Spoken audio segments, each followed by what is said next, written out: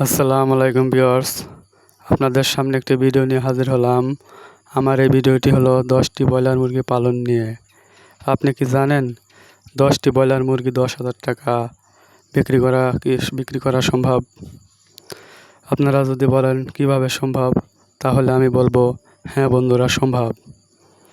আপনারা যদি 10টি ব্রয়লার মুরগি 5 থেকে 6 কেজি ওজনের বানাতে পারেন, তাহলে 10টি ব্রয়লারের ওজন আসবে আপনার 50 থেকে 60 কেজি ওজনের।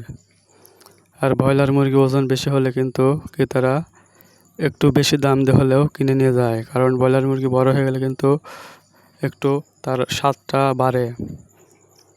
সো বন্ধুরা, আপনারা যারা বাড়িতে ব্রয়লার মুরগি পালেন, আমি তাদের জন্য ভিডিওটা বানাইছি।